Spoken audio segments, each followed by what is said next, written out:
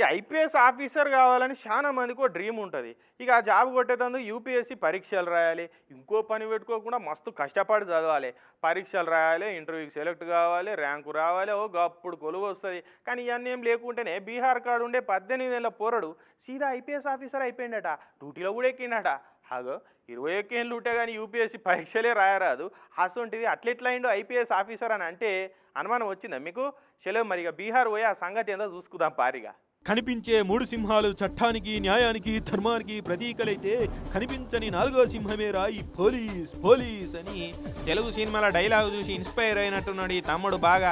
అగ చూడురి, పెయి మీద కాకి యూనిఫారము, నెత్తి మీద టోపీ, జబ్బ మీద 3 స్టార్లున్న ఈ తమ్ముడే పరీక్షలు గిరీక్షలు ఏం లేకుండా సీదా ఐపీఎస్ ఆఫీసర్ అయిపోయిండు. అరే వీని కథకు నా వాడేస్తే చూస్తే పోరన్ లెక్కున్నాడు, మూతి మీద మీసం కట్టురాలే, టోటల్గా యూనిఫారంకు పోరనికి మ్యాచ్ ఏడగాలే. అయినా 18 ఏళ్ళకే ఐపీఎస్ ఎట్లా అయిండు వీడు? అరే యూపీఎస్సీ పరీక్షలకు మినిమం ఏజే 21 ఏళ్ళు ఉండాలి కదా. అగ వీడెట్లా ఐపీఎస్ ఆఫీసర్ అయిపోయిండు అని ఈ పోరాన్ని చూడంగానే మీకు కూడా బుర్రల భూచక్రాలు లెక్కనే అనుమానాలు తిరుగుతున్నాయి కదా. అయితే మీరు కరెక్ట్గానే ఆలోచిస్తున్నట్టు. బీహార్ జామాయి కాడు ఉండే ఈ పిల్లగాడు పోలీసు కావాలనుకున్నాడట.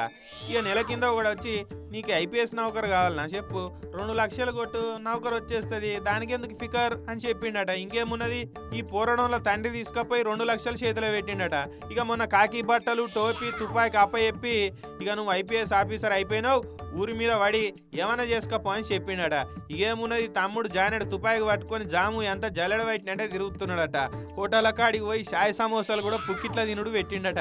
ఇక నిన్న ఒకడ పోలీసు వాళ్ళు అడ్డేసి బండ్లు దొరక్క పడుతుంటే అట్లకెళ్ళి పల్సర్ బండి మీద కాకి బట్టలు వేసుకొని పోతున్న ఈ పతలా తమ్ముని చూసి ఆపిరట. ఎవర్రా నువ్వు అంటే ఐపీఎస్ ఆఫీసర్ అన్నాడట. టాపర్ ఆఫ్ ద బ్యాచ్, జామాయి బ్రాంచ్ అని పోకిరి సినిమాల కృష్ణ మనోహర్ ఐపీఎస్ అన్నంత రేంజ్లా మిథిలేష్ ఐపీఎస్ అని చెప్పిండట.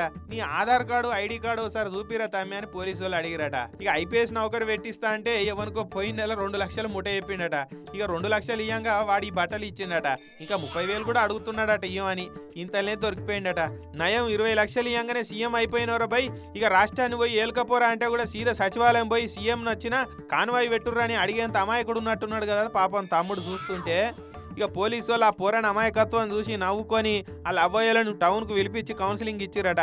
ఇక 2 లక్షలు తీసుకొని మోసం చేసిన కోసం ఎంకులాడుతురట. చూడు దేశంలో ఎంత అమాయకులు ఉన్నారో, ఎంత తెలివైన వాళ్ళు ఉన్నారో.